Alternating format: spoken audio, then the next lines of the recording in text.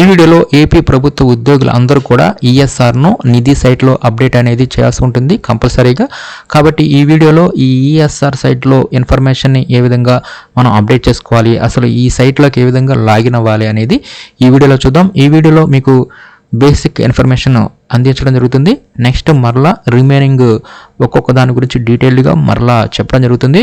ఇప్పుడు ముందుగా మనం ఈ ఈఎస్ఆర్ సైట్లోకి లాగిన్ అవడానికి మీరు గూగుల్లో అమరావతి టీచర్స్ అని చెప్పి సెర్చ్ చేస్తే అప్పుడు కనిపించిన amravatiteacher.com సైట్ ఓపెన్ చేయండి. ఈ సైట్ ఓపెన్ చేయగానే ఇక్కడ మీకు న్యూ లింక్స్లోనే ఈఎస్ఆర్ లాగిన్ లింక్ అని చెప్పి ఉంటుంది. దీని మీద క్లిక్ చేయగానే ఇక్కడ మీకు ఈఎస్ఆర్ సైట్లోకి లాగిన్ అవడానికి ఇక్కడ మీకు చివరిలో ఈఎస్ఆర్ ఎంప్లాయీ లాగిన్ అని చెప్పి ఉంటుంది. దీని మీద క్లిక్ చేయగానే ఇక్కడ మీకు ఈ సైట్ ఓపెన్ అవుతుందన్నమాట, నిధి సైటు. ఇక్కడ మనం లాగిన్ అవడానికి యూజర్ ఐడి వద్ద మన యొక్క సేఫ్ మెస్ ఐడిని ఇస్తాము. సేఫ్ మెసేజ్ ఇవ్వగానే నెక్స్ట్ మీ యొక్క రిజిస్టర్డ్ మొబైల్కి ఓటీపీ వస్తుంది. కొంతమందికి ఓటీపీ రాదు. ఆ ఓటీపీ ఇవ్వాలి, అదేవిధంగా పాస్వర్డ్ కూడా ఇవ్వాలన్నమాట. ఒకవేళ మీకు పాస్వర్డ్ తెలియలేదనుకోండి, ఇక్కడే ఫర్గెట్ పాస్వర్డ్ ఆప్షన్ ఉంటుంది. ఇక్కడ మీ యొక్క సేఫ్ మెసేజ్ ఇవ్వగానే మీ యొక్క వివరాలు వస్తాయి. అదేవిధంగా సబ్మిట్ ఓటీపీ అని చెప్పేసి అక్కడ ఆప్షన్ వస్తుంది. దాని మీద క్లిక్ చేయగానే మీ యొక్క రిజిస్టర్డ్ మొబైల్కి ఓటీపీ వస్తుంది. ఆ ఓటీపీ ఇవ్వగానే మీకు పాస్వర్డ్ అనేది మీ యొక్క రిజిస్టర్డ్ మొబైల్కి ఎస్ఎంఎస్ రూపంలో పంపించడం జరుగుతుంది. కాబట్టి ఈ విధంగా పాస్వర్డ్ని మర్చిపోయినా లేదంటే తెలియకపోయినా ఫర్గెట్ పాస్వర్డ్ ఆప్షన్ ద్వారా తిరిగి రికవరీ అనేది చేసుకోవచ్చు. కాబట్టి ఈ విధంగా మీకు పాస్వర్డ్ అనేది ఐడెంటిఫై అయిన తర్వాత ఇక్కడ యూజర్ ఐడి వద్ద మీ యొక్క సేఫ్ మెసేజ్ ఇవ్వండి. ఇచ్చేసేసి గో మీద క్లిక్ చేసిన తర్వాత నెక్స్ట్ పాస్వర్డ్, కొంతమందికి అయితే ఓటీపీ కూడా అడుగుతుంది. వాటిని ఇచ్చేసేసి సైన్ ఇన్ మీద క్లిక్ చేస్తూ ఉంటుంది. ఇలా మనం సైన్ ఇన్ మీద క్లిక్ చేయగానే మనం ఈ విధంగా నిధి సైట్లోకి ఇప్పుడు లాగిన్ అయిపోతాం.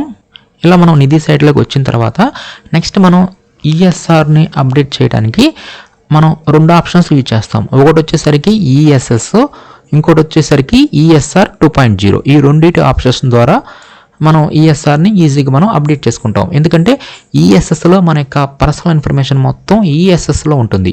దీంట్లో ఉన్న ఇన్ఫర్మేషనే ఈఎస్ఆర్లోకి రావటం జరుగుతుంది. కాబట్టి ముందుగా ఈఎస్ఆర్లోకి వెళ్దాం. అక్కడి నుంచి నెక్స్ట్ ఈఎస్ఎస్లోకి వద్దాము. ఏ ఇన్ఫర్మేషన్ అక్కడ అప్డేట్ అడుగుతుంది, దానిని ఏ విధంగా అప్డేట్ చేసుకోవాలి ఈఎస్ఎస్లో అనేది చూద్దాం. కాబట్టి ముందుగా ఈఎస్ఆర్ 2.0 మీద క్లిక్ చేయండి. ఇలా క్లిక్ చేయగానే నెక్స్ట్ ఈ విధంగా వస్తుంది. దీంట్లో ఈ ఆప్షన్ మీద క్లిక్ చేయండి, ఎంప్లాయీ సర్వీస్ రిజిస్టర్ మీద. ఇలా మనం ఆ ఈఎస్ఆర్ 2.0 మీద క్లిక్ చేయగానే ఇప్పుడు మనకి మాడ్యూల్ అనేది ఓపెన్ అవుతుంది. ఇది ఈఎస్ఆర్కి సంబంధించి మాడ్యూల్ అనమాట. దీంట్లో ఇక్కడ మనకి basic details, home town details, service events, incentives, loans, leave ledger, LTC వివరాలు, డిపార్ట్మెంట్ టెస్ట్, ఇంకా ట్రైనింగ్ వివరాలు, ఈ విధంగా మీకు ఆప్షన్స్ ఉంటాయి అన్నమాట. వీటిల్లో మనం 1 by 1 ఓపెన్ చేసేసి దాంట్లో అడిగిన డేటాని మనం ఇచ్చుకుంటూ వెళ్ళాలి. మొత్తం ఫిల్ చేస్తే మనకి డేటా అనేది 100% అయిపోయినట్లే. దీంట్లో ముందుగా బేసిక్ డీటెయిల్స్, మనం ఈ బేసిక్ డీటెయిల్స్ ఓపెన్ చేయగానే ఈ విధంగా మనకి 5 రకాల సెక్షన్స్ వస్తాయి. Personal information, address details, family members, nominations, educational details. వీటిల్లో ఏమైనా మిస్టేక్స్ ఉన్నాయి అనుకోండి, మనం ఇక్కడ అప్డేట్ చేయలేము. ఇక్కడ ఆల్రెడీ ఇక్కడ పైన మీకు నోట్గా ఇవ్వడం జరిగింది, please update any changes through the ESS module. దానిని మనం ఈఎస్ఎస్ మాడ్యూల్లో అప్డేట్ చేస్తాం. ఇందాక మీకు స్టార్టింగ్లో చెప్పా కదా ఈఎస్ఎస్ అనే ఆప్షను, అక్కడ అప్డేట్ చేస్తాం. అంటే ఇక్కడ అడ్రస్ వివరాలు కానీ, ఫ్యామిలీ వివరాలు కానీ, నామినేషన్స్ కానీ ఇవన్నీ కూడా మీకు బ్లాంక్గా ఉంటాయి. ఎడ్యుకేషనల్ డీటెయిల్స్ కానీ వీటన్నిటిని మనం ఈఎస్ఎస్లో అప్డేట్ చేయాలి. కాబట్టి ముందుగా మీరు ఇక్కడ చెక్ చేసుకోండి. ఈ ఫ్యామిలీ మెంబర్స్ కానీ, నామినేషన్ కానీ, ఎడ్యుకేషనల్ డీటెయిల్స్ కానీ ఇవన్నీ మీకు బ్లాంక్ కనిపిస్తాయి. వీటిని ఏ విధంగా అప్డేట్ చేయాలనేది ఇప్పుడు చూద్దాం. నెక్స్ట్ మరలా అక్కడి నుంచి బ్యాక్కి వెళ్తే నిధి సైట్లోకి రాదనమాట. మరలా మీరు amravatiteacher.com వెబ్సైట్ ద్వారా ఇంకొక పేజీలో మీరు లాగిన్ అవ్వండి. మరలా లాగిన్ అయిన తర్వాత ఈసారి ఈఎస్ఎస్లోకి రండి. ఈఎస్ఎస్లో అప్డేట్ పర్సనల్ ఇన్ఫర్మేషన్ అని ఉంది కదా, దీని మీద క్లిక్ చేయండి. ఇలా అప్డేట్ పర్సనల్ ఇన్ఫర్మేషన్ మీద క్లిక్ చేయగానే ఇక్కడ ఉంటుందన్నమాట. ఇక్కడ పర్సనల్ ఐడీస్ అంటే పాన్ నెంబర్ తప్పున్నా, లేదంటే పిఎఫ్ నెంబర్ తప్పున్నా, ఈమెయిల్ ఐడి కానీ, మొబైల్ నెంబర్ కానీ వీటన్నిటిని ఇక్కడ మనం పర్సనల్ ఐడీస్లో అప్డేట్ చేసుకుంటాం. Next personal details, education qualifications ఇవన్నిటిని ఓపెన్ చేసి చూపిస్తాను. ఎడ్యుకేషన్ క్వాలిఫికేషన్స్ని మనం పర్సనల్ డీటెయిల్స్లో అప్డేట్ చేస్తాము.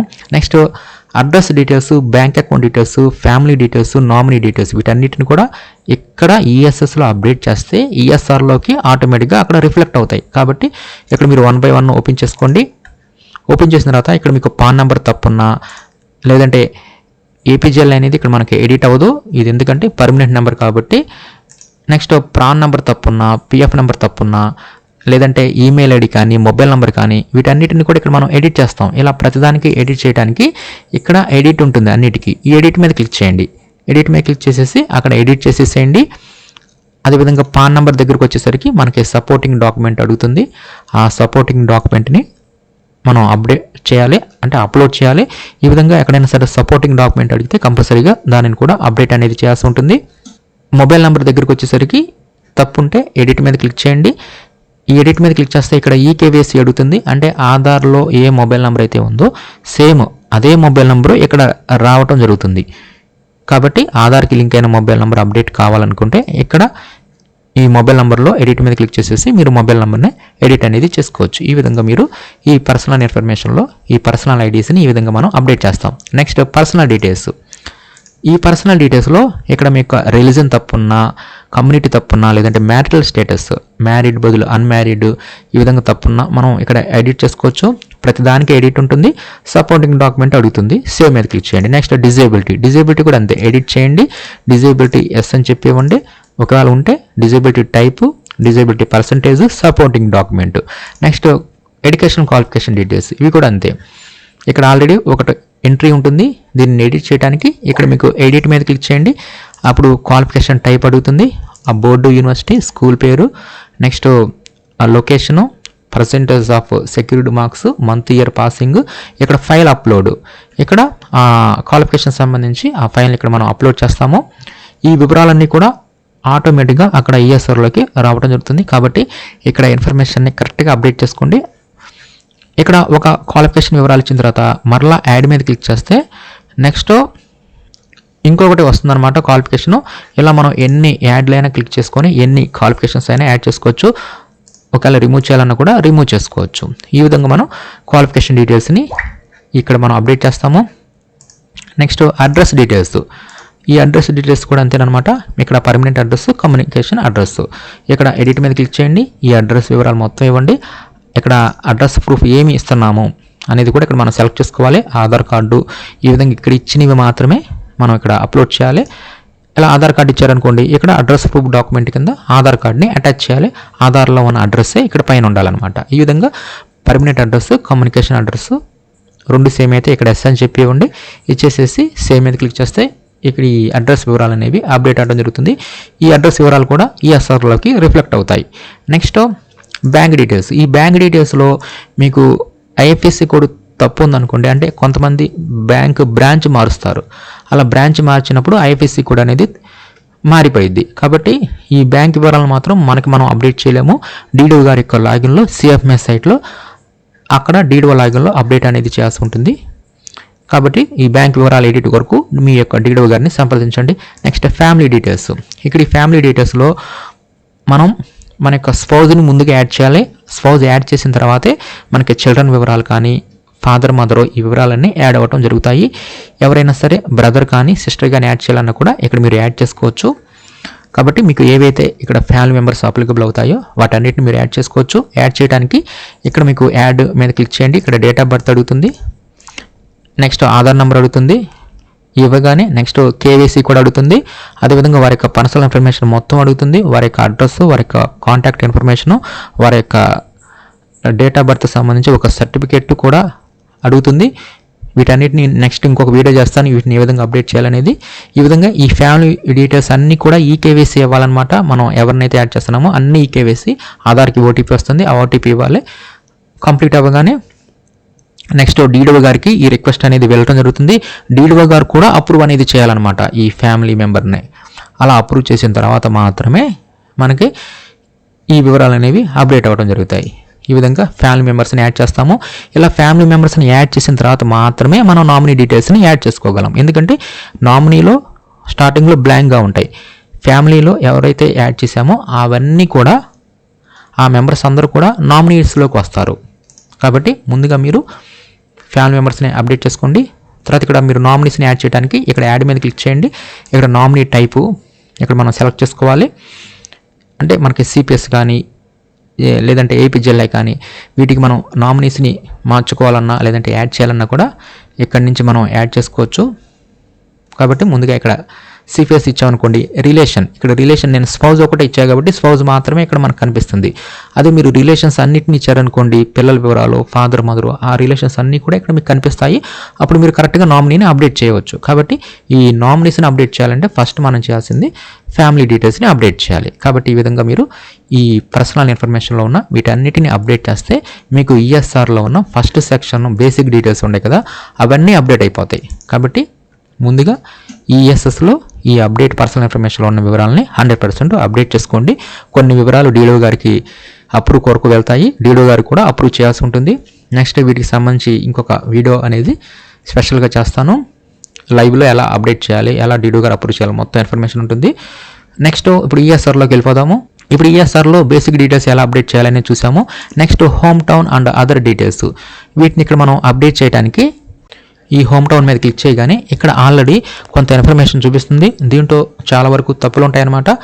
నో ప్రాబ్లం, వీటిని మొత్తం రిమూవ్ చేయాలనుకుంటే ఇక్కడ డిలీట్ మీద క్లిక్ చేసేసి రిమూవ్ చేసుకోవచ్చు.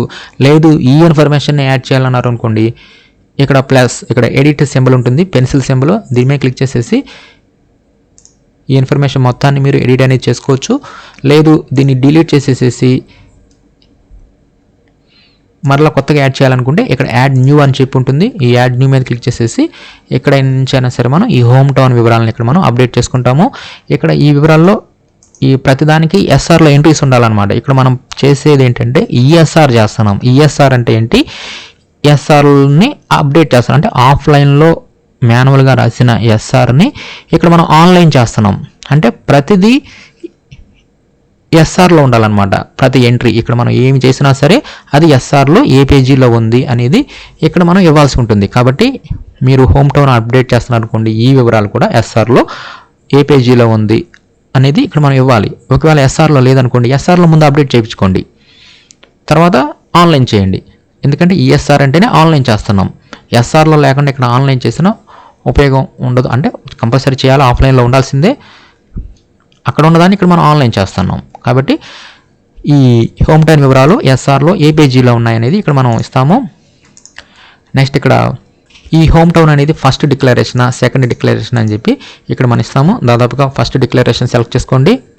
Next place of birth and other details, ఇవి కూడా కొన్ని తప్పులు ఉంటాయి, వీటిని కూడా ఇక్కడ మీరు ఎడిట్ చేసుకోండి. ఫైనల్గా సేవ్ మీద క్లిక్ చేయండి. అప్పుడు మీకు ఈ హోమ్ టౌన్ వివరాలు అనేవి అప్డేట్ అవుతాయి. నెక్స్ట్ సర్వీస్ ఈవెంట్స్, ఇది పెద్ద టాపిక్ అనమాట. 90% ఈ సర్వీస్ ఈవెంట్స్ అప్డేట్ చేసామంటే 90% అయిపోయినట్లే. కాబట్టి దీనికి కూడా స్పెషల్గా ఇంకొక వీడియో అనేది చేయడం జరుగుతుంది. దీంట్లో ఈవెంట్స్ ఉంటాయి. ఇదేంటంటే మనకి ముందుగా అసలు ఇక్కడ ఉన్న ఇన్ఫర్మేషన్ ఏంటంటే, ఇదివరకు ఈఎస్ఆర్ చేశాం కదా, ఆ ఇన్ఫర్మేషన్ మొత్తం ఇక్కడ ఆటోమేటిక్గా వస్తుంది. వీటిలో కూడా చాలా వరకు తప్పులు ఉండొచ్చు, లేదంటే కరెక్ట్గానే ఉండొచ్చు. వీటిని మీరు సరి చేసుకోవాలనుకుంటే ఇక్కడ కన్ను సింబల్ ఉంది కదా, దీని మీద క్లిక్ చేయండి. దీని మీద క్లిక్ చేసేసి అక్కడ ఇచ్చిన ఎంట్రీస్ కరెక్ట్గా ఉంటే ఓకే, లేదంటే ఎడిట్ మీద క్లిక్ చేయండి. ఎడిట్ మీద క్లిక్ చేసేసి ప్రతిదానికి స్కాన్డ్ ఎస్ఆర్ కాపీ ఏ పేజీలో ఉంది అనేది ఇక్కడ పేజ్ నెంబర్ అడుగుతుంది, ఆ పేజ్ నెంబర్ ఇస్తాము. అదేవిధంగా ఆ ఎస్ఆర్ ఎంట్రీ డేటు. నెక్స్ట్ ఇక్కడ మనం ఏ ఈవెంట్ తీసుకున్నాం, ఇక్కడ చేంజ్ ఇన్ పే అని చెప్పి చాలా ఈవెంట్స్ ఉంటాయి. ఫస్ట్ చేంజ్ ఇన్ పేలో ఇక్కడ ఉన్నాం కాబట్టి ఆ ఈవెంట్ అనేది ఆ చేంజ్ ఇన్ పేలో మళ్ళీ సబ్ ఈవెంట్స్ అనమాట ఇవన్నీ. కాబట్టి ఇది చాలా పెద్ద వర్క్. ఇక్కడ వీటన్నిటికీ స్పెషల్గా ఇంకొక వీడియో ఉంటుంది, దీంట్లో అయితే చాలా లెంగ్తీ అవుతుంది. ఇక్కడ ఈ చేంజ్ ఇన్ పే అంటే ఇక్కడ మనకి ఈ సర్వీస్ ఈవెంట్స్లో ఆటోమేటిక్గా ఇక్కడ అన్ని టైప్స్ ఉంటాయి అనమాట. ఇక్కడ మనం ఏ ఈవెంట్ని సెలెక్ట్ చేసుకుంటే దానికి సంబంధించి వివరాలు అనేవి ఆటోమేటిక్గా ఇక్కడ ఇదివరకు ఇచ్చినవి ఇక్కడ మనకి కనిపిస్తాయి. ఇక్కడ చేంజ్ ఇన్ పే అని ఇచ్చాను అనుకోండి, అంటే ఏంటంటే పే ఎప్పుడెప్పుడు మారింది, అంటే బేసిక్ పే ఎప్పుడెప్పుడు మారింది అనేది. బేసిక్ పే మారినప్పుడల్లా ఈవెంట్ అనేది ఇక్కడ మనకి ట్రిగ్గర్ అవుతుంది, అంటే కొత్త ఈవెంట్ని మనం యాడ్ చేసుకోవాలన్నమాట. ఇక్కడ మనకి ఎన్నిసార్లు అయితే శాలరీ మారిందో అన్ని ఎంట్రీస్ వస్తాయి. అంటే కొన్నిసార్లు మనకి ఇంక్రిమెంట్ వస్తుంది, లేదంటే ప్రమోషన్ వస్తుంది. ఇలా చేంజ్ ఇన్ పే మారినప్పుడల్లా, లేదంటే 6 years, లేదంటే ఈ విధంగా 12 years, 18 years ఈ విధంగా జరిగినప్పుడల్లా మనకి పే మారుతుంది. కాబట్టి అవన్నీ కూడా చేంజ్ ఇన్ పే ఈవెంట్లో మనం యాడ్ చేస్తాము. ఈ చేంజ్ ఇన్ పేలో కూడా ఇక్కడ మనకి సబ్ టైప్స్ ఉంటాయి. ఎప్పుడెప్పుడు మారింది అంటే యాన్యువల్ గ్రేడ్ ఇంక్రిమెంట్ మూలాన ఈ పే మారిందా, లేదంటే స్టెప్ అప్ మూలాన, స్టెప్ డౌన్ మూలాన, లేదంటే ఇక్కడ మనకి పిఆర్సి మూలాన జరిగిందా, ఇలా మొత్తం అన్ని రకాల ఈ పే ఈవెంట్స్ అన్నీ కూడా ఇక్కడ మీకు ఉంటాయి. ప్రతిదానికి ఇక్కడ ఆ scanned SR copy page number, SR entry date ఇవన్నీ ఇచ్చేసేసి ఈ వివరాలను మీరు యాడ్ చేసుకోవాలి. ఆల్రెడీ ఉన్నవి కరెక్ట్గా ఉన్నాయి అనుకుంటే ఇక్కడ వ్యూ అప్డేట్ ఉంది కదా, దీని మీద క్లిక్ చేసేసి వాటన్నిటిని ఒకసారి చెక్ చేసుకోండి. ఎడిట్ మీద క్లిక్ చేయండి, వాటన్నిటిని మీరు అప్డేట్ చేసుకోండి మీకు ఐడియా ఉంటే. లేదంటే నెక్స్ట్ డీటెయిల్డ్గా ఈ సర్వీస్ ఈవెంట్స్ని ఏ విధంగా క్లారిటీగా అప్డేట్ చేయాలి, ఎలా అప్డేట్ చేయాలి, ఎలా స్టార్ట్ చేయాలి, ఎలా మనం ఎస్ఆర్ని వెరిఫై చేసుకొని 1 by 1 యాడ్ చేయాలి అనేది డీటెయిల్డ్గా వీడియో అనేది చేయడం జరుగుతుంది. ఈ వీడియోలో అయితే మాత్రం ఈ మొత్తం చెప్పడం చాలా ఎక్కువైపోతుంది. కాబట్టి ఇవేంటంటే సర్వీస్ ఈవెంట్స్ అనేవి మొత్తం మన యొక్క సర్వీస్ మొత్తంలో ఎప్పుడెప్పుడు ఏం జరిగాయి అనేది ఇక్కడ మనం ఇవ్వాలి. నెక్స్ట్ ఇంకో వీడియో చేయడం జరుగుతుంది. ఈ విధంగా మనం ఈ సర్వీస్ ఈవెంట్స్ని అప్డేట్ చేస్తాము. నెక్స్ట్ మీకు ఎప్పుడైనా సరే ఇన్సెంటివ్స్ ఏమైనా వచ్చి ఉన్నట్లయితే ఇక్కడ యాడ్ మీద క్లిక్ చేసేసి ఆ ఇన్సెంటివ్ ఈవెంట్స్ కూడా ఇక్కడ మీరు అమౌంట్ వివరాలను ఇక్కడ అప్డేట్ చేసుకోండి. నెక్స్ట్ లోన్లు, ఇక్కడ మీకు ఎప్పుడైనా సరే ఇక్కడ చూపించిన లోన్లు మాత్రమే మీరు తీసుకొని ఉన్నట్లయితే వాటిని కూడా కంపల్సరీగా అప్డేట్ అనేది చేయాల్సి ఉంటుంది. నెక్స్ట్ లీవ్ లెడ్జర్, ఇది వచ్చేసరికి మన యొక్క ఎస్ఆర్ పేజీలో ఉన్న లీవ్స్ ఉంటాయి కదా, ఈఎల్సీ కానీ, సమైక్యాంధ్ర లీవ్ కానీ, లేదంటే హాఫ్ ఇయర్ లీవ్ కానీ, చైల్డ్ కేర్ లీవ్ కానీ, వీటన్నిటిని కూడా ఇక్కడ మనం ఈ లీవ్ లెడ్జర్లో అప్డేట్ చేస్తాము. ఆల్రెడీ ఉన్నవి ఈ ఎడిట్ మీద క్లిక్ చేసేసి కరెక్ట్గా ఉన్నాయి అనుకుంటే అప్డేట్ చేసుకోండి. లేదంటే యాడ్ న్యూ మీద క్లిక్ చేసేసి మరలా ఫ్రెష్గా ఈ వివరాలన్నీ ఇచ్చేసేయండి. వీటికి కూడా సపరేట్గా ఇవన్నీ పార్ట్స్గా మీకు వీడియోస్ చేయాలి. ఒకే దాంట్లో అయితే కన్ఫ్యూజ్గా ఉండిద్ది. ఈ లీవ్ లెడ్జర్ సంబంధించి కూడా ఈ విధంగా మనం అప్డేట్ చేస్తాము. నెక్స్ట్ ఎల్టీసీ, ఎవరైనా సరే ఎల్టీసీని యూజ్ చేసుకుంటే ఇక్కడ మీరు ఎస్ అని చెప్పి ఇవ్వండి. ఆ బ్లాక్ పీరియడ్ వాటన్నిటిని మీరు సెలెక్ట్ చేసుకొని ఆ వివరాలు ఇచ్చేసేయండి. నెక్స్ట్ డిపార్ట్మెంట్ టెస్టులు కూడా ఏమైనా పాస్ అయి ఉన్నట్లయితే ఆ వివరాలను కూడా ఇక్కడ మీరు ఆల్రెడీ ఉన్నవి ఉంటాయి. వీటిని ఎడిట్ చేసుకోవాలంటే ఎడిట్ చేయండి, లేదంటే యాడ్ న్యూ మీద క్లిక్ చేసేసి వాటిని కూడా అప్డేట్ అనేది చేసుకోవచ్చు. కాబట్టి ఈ విధంగా మనం ఈఎస్ఆర్లో ఈ విధంగా లాగిన్ అయిపోయి ముందుగా బేసిక్ వివరాలని మనం ఈఎస్ఎస్లో అప్డేట్ చేస్తాము. Next home town, service events, incentives, loan, వీటన్నిటిని విధంగా అప్డేట్ చేస్తాం. వీటిలో సర్వీస్ ఈవెంట్స్ అనేది మెయిన్ అనమాట. మొత్తం 90% వరకు మొత్తం ఇక్కడే ఉంటుంది. కాబట్టి ఈ విధంగా అందరు ఉద్యోగులు కంపల్సరీగా ఈఎస్ఆర్ను ఈ విధంగా ఆన్లైన్లో అప్డేట్ అనేది చేయాల్సి ఉంటుంది. నెక్స్ట్ డీటెయిల్డ్గా ఈ సర్వీస్ ఈవెంట్స్లో ఉన్న అన్ని ఈవెంట్స్ ఎలా అప్డేట్ చేయాలి, లీవ్ లెడ్జర్ కానీ, వీటన్నిటిని డీటెయిల్డ్గా సపరేట్గా పార్ట్స్గా ఇంకొక నెక్స్ట్ వీడియోస్ అనేవి త్వరలోనే మీకు అందించడం జరుగుతుంది.